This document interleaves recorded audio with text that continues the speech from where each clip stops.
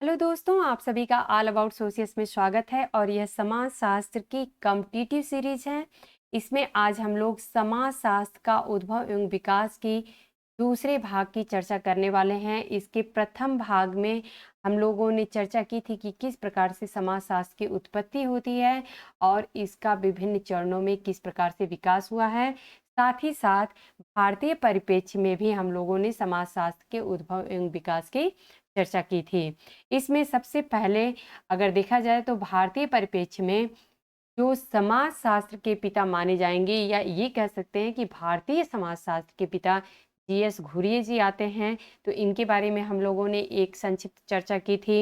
इन्हीं के साथ KM Kapadia, MN Srinivas, Radha Kamal Mukherjee, DP Mukherjee, SC Dubey, AR Desai, विभिन्न ऐसे विचारक हैं जिनके बारे में हम लोगों ने चर्चा की थी। और आज इसी कड़ी में जो पश्चिमी विचारक रहे हैं इनके बारे में हम लोग चर्चा करने जा रहे हैं। तो सबसे पहला जो नाम आता है वह ऑगस्ट काम्टे का आता है, जो कि समाजशास्त्र के पिता माने जाते हैं। और यह हम सभी को पता है कि समाजशास्त्र का जो जन्म है यह 1838 ईस्वी में होता है। सबसे पहले इन्होंने समाजशास्त्र को सामाजिक भौतिक शास्त्र या इसे सोशल फिजिक्स कहते हैं, इस नाम से इन्होंने इसको माना था। लेकिन क्वेटलिट नाम के एक विचारक थे जिन्होंने ऑलरेडी इस जो वर्ड था सोशल फिजिक्स, इसका पहले ही प्रयोग वो अपने कार्य में कर चुके थे। और इस कारण से काम्टे फाइनली सोशियोलॉजी नाम इसका रखते हैं, जिसको आज हम लोग पढ़ते हैं। तो समाजशास्त्र का जो जन्म है वो 1838 ईस्वी में होता है। सबसे पहले ऑगस्ट काम्टे ने इसे सोशल फिजिक्स कहा था, लेकिन बाद में फिर से इसका नाम परिवर्तन करके इन्होंने सोशियोलॉजी अर्थात समाजशास्त्र रखा था। और यही कारण है कि चूंकि सोशियोलॉजी जो वर्ड है वह काम्टे के द्वारा ही दिया गया है, इसीलिए इनको समाजशास्त्र का पिता कहा जाता है। ऑगस्ट काम्टे उस समय जब समाजशास्त्र को एक विषय के रूप में स्थापित कर रहे थे, तो उनके मन में बहुत सारे ऐसे अंतर्द्वंद चल रहे थे कि आखिर में समाज में किस प्रकार से परिवर्तन, जो औद्योगिक क्रांति दिख रही थी, फ्रांसीसी क्रांति वहाँ पे दिख रही थी, और उसके कारण से जो बहुत सारे परिवर्तन उस समाज में दिख रहा था। तो ऑगस्ट काम्टे उसी का एक व्यवस्थित अध्ययन करना चाहते थे और इसीलिए इन्होंने समाजशास्त्र नामक विषय का प्रतिस्थापित किया, और जिसको उन्होंने एक वैज्ञानिक विषय के रूप में प्रतिस्थापित करने की कोशिश की है। यहाँ पे इनकी कुछ प्रमुख रचनाएं हैं, इसके बारे में देख लेते हैं। पहली है पॉजिटिव फिलॉसफी, दूसरा है सिस्टम ऑफ पॉजिटिव पॉलिटी, और तीसरा है रिलीजन ऑफ ह्यूमैनिटी। ये जो है ये फैक्चुअल बेस्ड क्वेश्चन है कि विभिन्न परीक्षाओं में पूछ दिया जाता है कि ये किताबें जो हैं वह किस विचारक से जुड़ी हुई हैं। इनके कुछ योगदान हैं, अगर सिर्फ हम लोग इनके इन योगदान को भी समझेंगे और कहीं पे ऐसे की टर्म्स आ जाते हैं तो आप लोगों को ये काफ़ी सुविधा हो जाएगी कि आप लोग एग्ज़ाम में क्वेश्चन जो है वह सही से अटेम्प्ट कर सकें। तो सबसे पहला जो ऑप्शन है इनके योगदान का वह है कि चिंतन की 3 अवस्थाओं का नियम इन्होंने दिया है। अब ये 3 अवस्थाएं कौन सी थी चिंतन की, तो ये हम सभी को पता है कि इन्होंने 3 अवस्थाएं जो हैं जिसमें इन्होंने पहला धार्मिक कहा है, दूसरी अवस्था जो होती है यह तात्विक अवस्था है, और तीसरी अवस्था जो है इसे हम वैज्ञानिक अवस्था कहते हैं। अब ये तीनों क्या है, हालांकि मैं ये बताना चाहूँगी कि जो हम लोगों ने अपने समाजशास्त्र की इग्नू सीरीज़ कंप्लीट की है उसमें इन सारी बातों को, इन सारे विचारों को बहुत ही ज़्यादा डिटेल में समझाया जा चुका है। तो अगर आप लोग वो लेक्चर आप लोगों ने नहीं देखा है, नहीं सुना है, तो आप लोग प्लीज़ सबसे पहले इनके कॉन्सेप्ट को समझिए, ताकि जब आप लोग कॉन्सेप्ट समझ जाएंगे तो उसके बाद से आप लोगों को इनके की टर्म्स और इनको अगर बहुत ही ब्रीफ में पढ़ना हो, बहुत ही शॉर्ट में जस्ट ऊपर-ऊपर से हमें समझना हो तो हमें काफ़ी आसानी होगी। इनकी जो धार्मिक है, तात्विक और वैज्ञानिक अवस्थाएँ, इन तीनों के बारे में हम लोगों ने काफ़ी डिटेल में समझा है।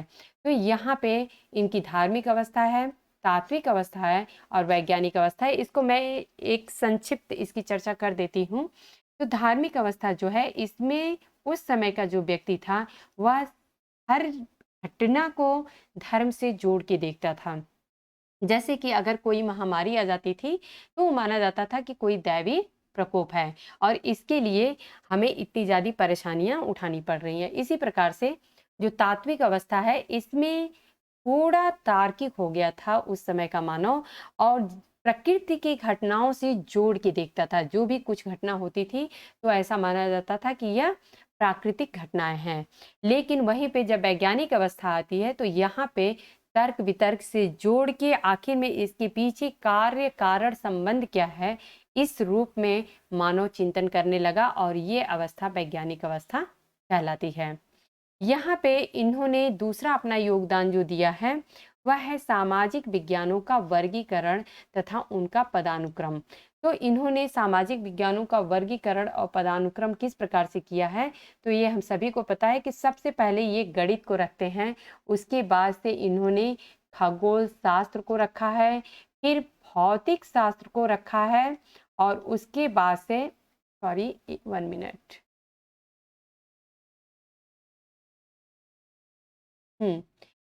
उसके बाद से इन्होंने भौतिक शास्त्र को रखा है और फिर रसायन शास्त्र को, प्राणी शास्त्र को और सबसे अंतिम में इन्होंने समाज शास्त्र को रखा है। आखिर में ऐसा क्यों रखा है, इसको भी एक बार हम लोग जल्दी से समझ लेते हैं। गणित को इन्होंने सबसे स्वतंत्र विषय माना है। अगर एग्जाम में पूछ दिया जाए कि जो कामटी का विज्ञानों का जो पदानुक्रम है, उसमें इन्होंने सबसे सरल विषय किसको रखा है, तो इन्होंने गणित को रखा है। गणित को इन्होंने माना था कि ये सबसे सरल है और सबसे स्वतंत्र विषय है। तो यहाँ पे एक ग्राफ और बनता है कि ये सरलता से जटिलता की तरफ आता है। ये सरलता से जटिलता की तरफ आता है तथा ये एक और टर्म्स दिया जाता है कि ये स्वतंत्रता से परतंत्रता की तरफ आता है। तो ये ऐसा माना जाता है कि जो गणित है, ये सबसे सरल और सबसे स्वतंत्र विषय है। अर्थात गणित एक ऐसा विषय है जिसको किसी और विषय पर डिपेंड रहने की या निर्भर रहने की आवश्यकता नहीं है। वह एक सबसे सरल और सबसे स्वतंत्र विषय है। वहीं पर खगोल शास्त्र को माना जाता है कि ये गणित पर निर्भर करता है। भौतिक शास्त्र जो है, वह गणित और खगोल शास्त्र दोनों पर निर्भर करता है। वहीं पे रसायन शास्त्र जो है, वह ऊपर के अपने तीनों विषयों पर निर्भर करता है। प्राणी शास्त्र जो है, वो अपने ऊपर के चारों विषयों पर निर्भर करता है और जो समाज शास्त्र है, इसको इन्होंने सबसे आखिरी में रखा है और उन्होंने ऐसा माना है कि जो समाज शास्त्र है, वह सबसे जटिल विषय है और यह ऊपर के सभी विषयों पर निर्भर करता है। अर्थात इसकी निर्भरता ऊपर की सभी विषयों पर है और यह एक सबसे ज़्यादा जटिल विषय है। समाजशास्त्र को एक नवीन विज्ञान के रूप में प्रतिस्थापित करने का योगदान भी ऑगस्ट काम्टे को जाता है। समाजशास्त्र को एक नवीन विज्ञान के रूप में स्थापित करने के लिए यह योगदान इसलिए जाता है क्योंकि काम्टे ही ऐसे व्यक्ति थे जिन्होंने ऐसा सोचा था कि आखिर में जो समाज में उथल-पुथल मची हुई है या जो अव्यवस्था बनी हुई है, उसका एक व्यवस्थित तरीके से अध्ययन आखिर में कैसे किया जाए और ये व्यक्ति समाजशास्त्र को एक नवीन विज्ञान के रूप में, अर्थात ये समाज का अध्ययन करना चाहते थे लेकिन समाज का वैज्ञानिक अध्ययन करना चाहते थे। तो इस प्रकार से काम्टे ने समाजशास्त्र को एक नवीन विज्ञान के रूप में स्थापित करने का कार्य किया था। इन्होंने इनका एक और कार्य है कि सामाजिक पुनर्गठन में अपना योगदान दिया था। तो सामाजिक पुनर्गठन की जब बात आती है, तो इन्होंने कहा है कि आखिर में किस प्रकार से समाज में ये जो अव्यवस्था बनी हुई है, उसको फिर से हम पुनर्गठित करें। तो आखिर में इसके पीछे हम ऐसे कौन-कौन से कारक पाएँगे जिससे कि समाज में फिर से इसका पुनर्गठन किया जा सके। तो इन्होंने इसके लिए 3 आधार बताए हैं। ये 3 आधार कौन से हैं? पहला इन्होंने बोला है कि परिवार है। इन्होंने कहा है कि परिवार जो है वह समाज की सबसे छोटी इकाई होती है, और इन्होंने कहा है कि अगर परिवार हमारा व्यवस्थित तरीके से रहता है या परिवार हमारा सही तरीके से काम कर सकता है तो पूरा समाज हमारा एक सुव्यवस्थित तरीके से नजर आएगा। तो सबसे पहले इन्होंने परिवार को व्यवस्थित करने की या परिवार को सही तरीके से सुसंगठित या व्यवस्थित तरीके से रखने की बात कामटी करते हैं। यहीं पर दूसरा जो इन्होंने आधार बताया है वह नैतिकता बताया है। इन्होंने कहा है कि जब मानव के अंदर नैतिकता होगा तभी समाज का पुनर्गठन संभव हो सकता है, अर्थात समाज में व्यवस्था बनाए रखने के लिए नैतिकता का होना बहुत आवश्यक है। और तीसरा जो आधार इन्होंने बताया है वह है धार्मिक। तो इन्होंने ये 3 आधार बताए हैं, इसको आप लोग जरूर याद रखिएगा, इसको जरूर नोट डाउन कर लीजिएगा, क्योंकि ये पूछा जा सकता है कि कामटी ने सामाजिक पुनर्गठन के लिए कौन से आधार बताए हैं या कौन से इनमें आधार नहीं है। तो इन्होंने ये जो 3 आधार बताए हैं, परिवार, नैतिकता और धार्मिक, ये 3 आधार इन्होंने सामाजिक पुनर्गठन के लिए बताए हैं। अब अगर कार्ल मार्क्स की बात करें तो इनकी कुछ प्रमुख रचनाएं देख लेते हैं। पहले the German ideology, the Holi family, the poverty of philosophy, the communist manifesto, pre capital economic formation. ये आप लोगों को पुस्तक थोड़ी अलग लग सकती है, लेकिन ये कार्ल मार्क्स की रचना है। Capital a critic of political economy, ये 3 खंडों में है। और दास कैपिटल। आप लोग जब समाजशास्त्र की इग्नू सीरीज आप लोग पढ़ेंगे तो उसमें आप लोगों को ये जो सारी पुस्तकें हैं इनकी एक विस्तृत व्याख्या मिलेगी। उसमें मैंने ये भी बताया है कि इन्होंने अ क्रिटिक ऑफ पॉलिटिकल इकोनॉमी जो 3 खंडों में इनकी पुस्तक है, ये 3 खंड कौन से हैं ये भी हमने वहाँ पे जिक्र किया है। तो अगर आप लोग उसे नहीं देखे हैं तो आप लोग ज़रूर देखिए। और जो लोग पहली बार इस क्लास को देख रहे हैं तो वो जो समाजशास्त्र की इग्नू सीरीज है, अगर आप लोगों को कॉन्सेप्ट आप लोग चाहते हैं कि अच्छे से क्लियर हो तो उसको आप लोग ज़रूर देखिए, क्योंकि उसमें इनके जितने योगदान हैं उनके बारे में बहुत ही ज़्यादा डिटेल में समझाया गया है।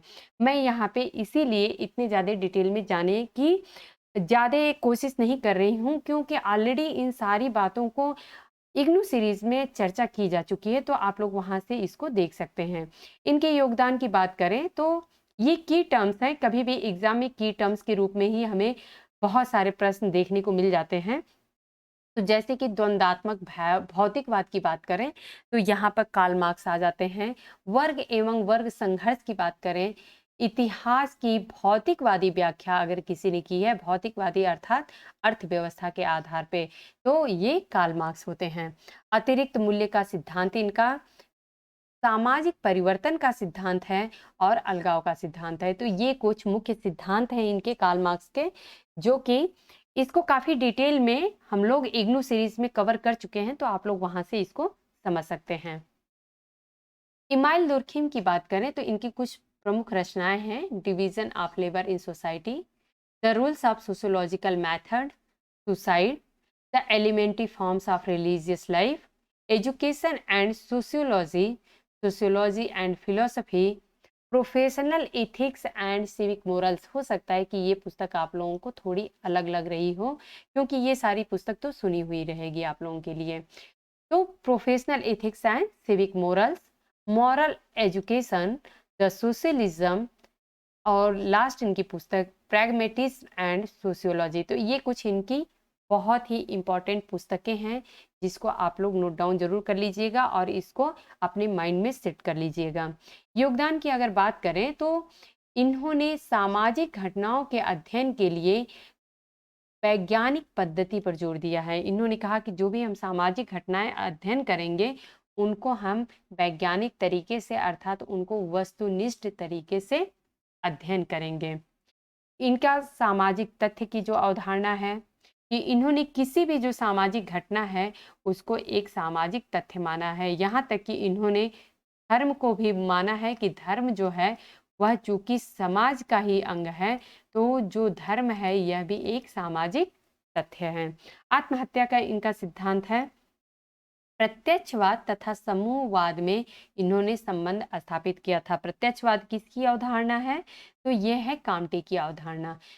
प्रत्यक्षवाद को समूहवाद से जोड़ के इमाइल दुर्खिम ने देखा था। समाज में श्रम विभाजन का अध्ययन दुर्खिम के द्वारा किया गया है।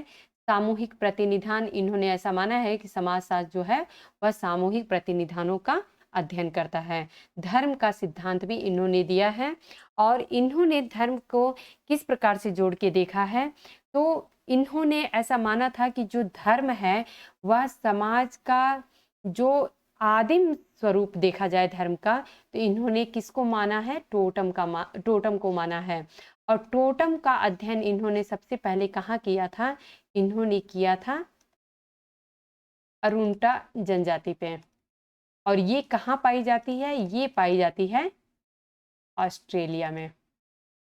तो इन्होंने ऑस्ट्रेलिया के अरुंटा जनजाति पे टोटम की अपनी अध्ययन किया था और इन्होंने पाया था कि ये जो टोटम होता है वह धर्म का सबसे प्रारंभिक स्वरूप है या सबसे प्योर रूप देखने को मिलता है।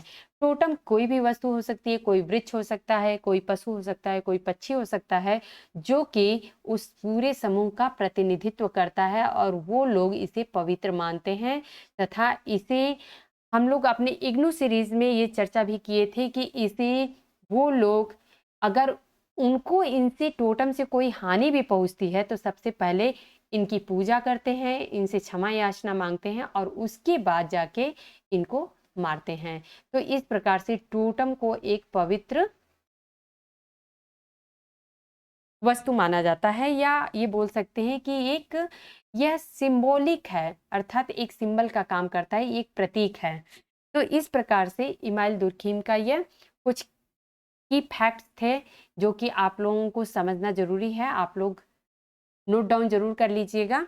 मैक्स वेबर का अगर बात करें तो मैक्स वेबर की कुछ प्रमुख रचनाएं हैं। The Protestant ethic and the spirit of capitalism, religion of India, इन्होंने इंडिया पे भी किया है। यहाँ तक कि इन्होंने चाइना पर भी अध्ययन किया था। तो द रिलीजन ऑफ चाइना भी इनकी एक पुस्तक है। The theory of social and economic organisation, the city essays in sociology. City जब पुस्तक की बात आती है तो यहाँ पे जॉर्ज सिमिल की भी सिटी नाम की एक पुस्तक है। तो ये आप लोगों को ऑप्शन में जब दिया जाएगा तो आप लोग समझ सकते हैं कि द सिटी जो पुस्तक है या किसकी बात वहाँ पे ऑप्शन में की जा रही है और उसके अनुसार आप लोग अपने उत्तर लगा सकते हैं। Essays in sociology, the methodology of social sciences, तो ये इनकी कुछ प्रमुख रचनाएं हैं।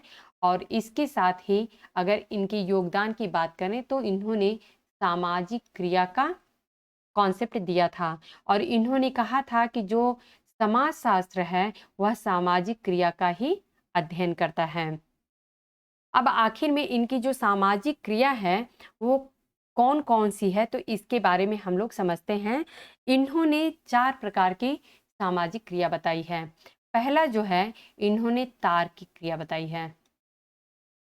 तार्किक क्रिया, इनका ऐसा मानना है कि कुछ क्रियाएं ऐसी होती हैं जो कुछ उद्देश्य को लेके तर्कों पर आधारित की जाती हैं। जैसे कि अगर किसी को आईएएस का एग्ज़ाम देना है या आप लोगों को ही मान लेते हैं कि पीजीटी का एग्ज़ाम देना है या फिर नेट का एग्ज़ाम देना है या फिर असिस्टेंट प्रोफेसर का एग्ज़ाम देना है, तो इन सारे एग्ज़ाम्स के लिए आप लोगों ने अपना टारगेट तो फिक्स कर लिया है कि हमें पीजीटी देना है या नेट है या असिस्टेंट प्रोफेसर बनना है। तो आप लोगों का टारगेट तो पता है, लक्ष्य पता है, लेकिन आखिर में उसके लिए जो क्रियाएं की जाएंगी, जैसे कि आप लोग कौन सी किताबें पढ़ेंगे, कितने घंटे पढ़ेंगे, किन की कोचिंग ज्वाइन करेंगे या फिर खुद सेल्फ स्टडी करेंगे या फिर हमें किस प्रकार से नोट्स बनाना है। तो ये सारी जो क्रियाएं हैं ये इसके आधार पे होती हैं, क्योंकि लक्ष्य के आधार पे, इन तर्कों के आधार पे हम कोई क्रिया कर रहे हैं। तो इस प्रकार से ये क्रिया जो होती है वह तार्किक क्रिया होती है और इसी को इन्होंने ज्वैक रैशनल कहा है। इसको आप लोग जेड से याद रखिएगा, ज्वैक रैशनल। दूसरी क्रिया जो है वह है मूल्यांकन क्रिया या इसे बोलेंगे मूल्यांकन परक क्रिया। तो ये क्रिया जो होती है यह मूल्यों पे आधारित होती है। जैसे कि एक बहुत ही अच्छा उदाहरण दिया जाता है कि अगर कोई जहाज ऐसा है जो कि समुद्र में डूब रहा है, तो उसका जो कप्तान होगा जहाज का, वह अपनी जान वह खुद बचा सकता है, लेकिन जो बाकी पैसेंजर उस जहाज में हैं उनको देखते हुए कि जब यही नहीं बचेंगे तो हम जी के क्या करेंगे, इसके कारण ये जो क्रिया की जाएगी कि वह भी उनको बचाते बचाते अपनी जान दे देगा। इसको मूल्यांकन परक क्रिया या मूल्यांकन या मूल्यों पर आधारित क्रिया बोलते हैं। और इसको हम याद करने के तरीका ऐसे समझ लेते हैं कि मूल्यांकन जो है वह एम से शुरू होता है और इसी के अगर हम उल्टा कर दें तो ये डब्लू हो जाता है और इसी को हम वर्थ रेशनल कहते हैं। तो ज्वैक रेशनल क्रिया जो है वह तार्किक क्रिया होती है, वर्थ रेशनल क्रिया जो होती है वह मूल्यांकन परक क्रिया होती है। तीसरी क्रिया जो है यह इन्होंने भावात्मक क्रिया कहा है। भावात्मक क्रिया, यह क्रिया कौन सी होती है? जैसे कि अगर मान लेते हैं कि कोई किसी को वो कुछ गाली दे दिया, या मान लेते हैं कि कोई कहीं पे जा रहा है और किसी ने उसके साथ छेड़खानी कर दिया और फिर उसी गुस्से में कि उसने उस व्यक्ति ने दूसरे को थप्पड़ मार दिया, तो यह जो क्रिया होती है वह भावनाओं पे आधारित होती है। तीसरी जो क्रिया हो चौथी जो क्रिया है वह है परंपरागत क्रिया। तो ये परंपरागत क्रिया जो होती है यह परंपराओं पे आधारित होती है, अर्थात यह एक ऐसी क्रिया होती है जो कि एक पीढ़ी से दूसरी पीढ़ी पे चलती रहती है। जैसे कि आज के समय में अगर हम लोग देखें तो जो हम तीज त्योहार मनाते हैं या जो भी दीपावली, होली, ये त्योहार मनाने का जो चलन है या फिर जो व्रत रखते हैं, तो इस टाइप की जो क्रियाएं होती हैं इनको हम परंपरागत क्रिया कहते हैं। तो इस प्रकार से 1 मिनट, ये जो है ये एक पीढ़ी से दूसरी पीढ़ी तक चलती रहती है, या इसको ये बोलें कि अगली पीढ़ी तक चलती रहती है। तो इस प्रकार से ये क्रिया जो होती है वह परंपरागत क्रिया कहलाती है। इनकी पद्धति शास्त्र भी है। आखिर में इन्होंने समाज शास्त्र को समझने के लिए या समाज शास्त्र के अंतर्गत जो सामाजिक क्रियाएं हैं उनको समझने के लिए इन्होंने एक पद्धति शास्त्र विकसित किया था। और ये ऐसा मानते थे कि जो सामाजिक क्रियाएं होती हैं ये ऐसे ही नहीं होती हैं, इनके पीछे कुछ अर्थ होता है। हम सिर्फ सामाजिक क्रिया, कोई भी ऐसी क्रिया हो कि हम किसी भी क्रिया को सामाजिक क्रिया मान लें, तो ऐसा नहीं होता है। तो इन्होंने ऐसा मानना था कि इन सारी चीज़ों को लेते हुए, जैसे कि सामाजिक क्रियाएं हैं जो कि अर्थपूर्ण होती हैं, तो उन्हीं को हम समझने के लिए जो पद्धति शास्त्र है वेबर की वह प्रयोग करते हैं। ये भी मानते हैं कि जो भी क्रियाएं हैं या जो भी सामाजिक घटनाएं हैं उनको हम प्राकृतिक घटनाओं की तरह ही मानेंगे। इन्होंने ये भी कहा है कि इन जो सामाजिक घटनाएं होती हैं इनका हम तुलनात्मक अध्ययन किया करेंगे, कि जैसे ए है कोई घटना तो इसकी हम बी से तुलना करके तब समझ सकते हैं कि आखिर में इसमें क्या समानता और क्या असमानता पाई जा रही है। इसी प्रकार से इन्होंने बोला है कि जैसे जो घटनाएं हैं इनको हम वस्तुनिष्ठ तरीके से अध्ययन करेंगे, ना कि हम किसी दूसरे से प्रभावित होके या मूल्यों से प्रभावित होके या इस प्रकार का कि ये चीज़ अच्छी है समाज में, वो चीज़ बुरी है, या ये घटना अच्छी है। जिस प्रकार से अगर मान लेते हैं कि जाति व्यवस्था की बात कर लें, तो जाति व्यवस्था समाज में जाति व्यवस्था जो है वह समाज में अच्छी व्यवस्था है या नहीं है, ये हमारा दायित्व नहीं है बताना, बल्कि एक समाजशास्त्री जो होता है उसको यह बताना है कि जाति व्यवस्था आखिर में समाज में कैसे बना हुआ है, किस प्रकार से इसका फंक्शन चल रहा है। इसका ये जाति व्यवस्था अच्छी है या बुरी है, ये हमारा निर्णय लेना काम नहीं है। तो इस प्रकार से जो भी सामाजिक घटनाएँ हैं या सामाजिक क्रियाएँ हैं, इनका अध्ययन जो है वह हम वैज्ञानिकता के आधार पे करेंगे, अर्थात वस्तुनिष्ठता के साथ करेंगे, ना कि वहाँ पे हम एक व्यक्तिपरक अध्ययन करेंगे। यानी कि किसी की अपनी भावनाओं से या किसी दूसरे की भावनाओं से प्रभावित होके हम ये अध्ययन करेंगे। तो यहाँ पे इन्होंने इनकी ये पद्धति शास्त्री थी, जिसमें इन्होंने समाजशास्त्र को समझने के लिए एक वैज्ञानिक तरीके का अध्ययन करना या उस पे जोर इन्होंने दिया है कि हम समाजशास्त्र को एक वैज्ञानिक पद्धति से अध्ययन करेंगे। यहाँ पे इन्होंने धर्म का समाजशास्त्र दिया है और इन्होंने जो धर्म का समाजशास्त्र दिया है वह दुर्खिम के धर्म के समाजशास्त्र से बिल्कुल अलग है। जो तुर्खिम का धर्म का समाजशास्त्र है, तो उन्होंने जो टोटम की कल्पना की थी और इस प्रकार से टोटम से जोड़ के उन्होंने धर्म को देखा था और बाद में उन्होंने देखा था कि धर्म का किस प्रकार से जो कैथोलिक है और जो प्रोटेस्टेंट जो मतावलंबी हैं उन पे क्या असर पड़ता है। उन्होंने धर्म को इस प्रकार से जोड़ के देखा था कि जो कैथोलिक मतावलंबी हैं और जो प्रोटेस्टेंट मतावलंबी हैं उनका धर्म से किस प्रकार से नाता है और इससे आखिर में क्या उनके जो रहन-सहन है या उनके तरीके हैं, उसमें क्या अंतर देखने को मिलता है। उन्होंने अपनी जो आत्महत्या की स्टडी की थी, उसमें भी इन्होंने पाया था कि किस प्रकार से धर्म से आत्महत्या जो है वह काफ़ी प्रभावित देखने को मिली थी। ऐसा माना गया था कि जो धर्म का कैथोलिक मतावलंबी थे, उन्होंने जो एक सामाजिक संबद्धता है उनमें ज़्यादा पाई जाती है और इस कारण से उसमें आत्महत्या की दर काफ़ी कम पाई जाती है। जबकि वहीं पे प्रोटेस्टेंट मतावलंबी जो होते हैं, उनमें धर्म की स्वतंत्रता ज़्यादा होती है, उनके अपने खुद की सोचने विचारने की जो क्षमता होती है वह काफ़ी स्वतंत्र होती है और यही कारण होता है कि जो प्रोटेस्टेंट मतावलंबी होते हैं, उनमें आत्महत्या की दर जो है वह काफ़ी ज़्यादा पाई जाती है। तो जो दुर्खिम का धर्म का समाजशास्त्र है, उन्होंने इस प्रकार से जोड़ के देखा था। लेकिन वहीं पे अगर मैक्स वेबर की बात करें, तो मैक्स वेबर का जो धर्म का समाजशास्त्र है, तो इन्होंने अर्थव्यवस्था से जोड़ के देखा था कि किस प्रकार से जो धर्म है, वह अर्थव्यवस्था को प्रभावित करता है।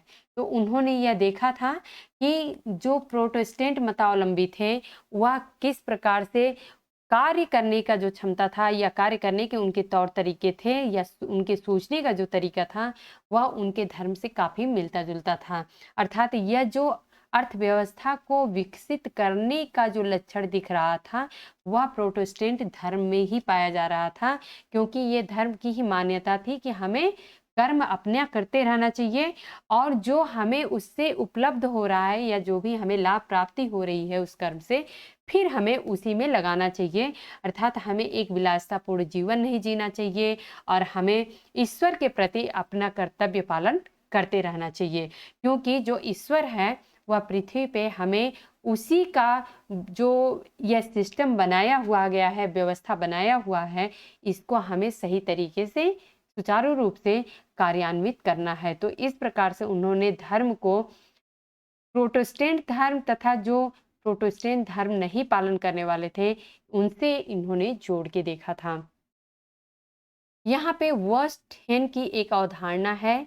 वेबर की वर्स्टहेन की अवधारणा जो है विभिन्न परीक्षाओं में पूछी गई है और इसका अर्थ ये होता है कि ये मानते हैं कि अगर हमें किसी घटना का अध्ययन करना है, मान लेते हैं कोई एक घटना है और इसका अध्ययन करना है, तो जो शोधकर्ता है, जो अध्ययन करना चाहता है, वह जिस घटना का अध्ययन कर रहा है, उसी तरीके की परिस्थिति में अपने आप को भी जब ढाल के और उसी तरीके से जब सोचेगा, तभी वह उस घटना का सही से अध्ययन कर सकता है। अब जैसे मान लेते हैं कि कहीं किसी व्यक्ति की मृत्यु हो जाती है। मान लेते हैं यहाँ पे कि कोई और व्यक्ति है और इसकी मृत्यु हो गई है।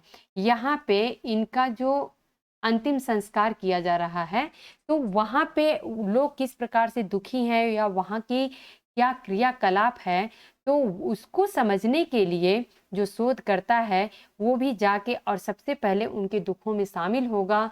उनके जो वहाँ पे कार्य करने के तरीके हैं, व्यवहार करने के तरीके हैं, उसको खुद अपने महसूस करेगा, तब जाके वह इस जो यहाँ की घटना है उसकी सही से व्याख्या कर सकता है या अध्ययन कर सकता है। तो यही मैक्स वेबर की वर्स्टिन की अवधारणा है। तो उम्मीद है दोस्तों कि आप लोगों को आज का लेक्चर अच्छे से समझ में आ गया होगा। हालाँकि ये बहुत ज़्यादा डिटेल में नहीं था। अगर आप लोगों को इसको डिटेल में समझना है तो ये चारों थिंकर जो हैं, Auguste Comte, Karl Marx, Emile Durkheim और मैक्स वेबर, इन चारों के लिए जो समाजशास्त्र की इग्नू सीरीज़ है उसको काफ़ी डिटेल में समझाया गया है। तो आप लोग वहाँ से ये सारे कॉन्सेप्ट अच्छे से समझ सकते हैं। तो बस आप लोग ऐसे ही पढ़ते रहिए, हमारे साथ जुड़े रहिए। धन्यवाद।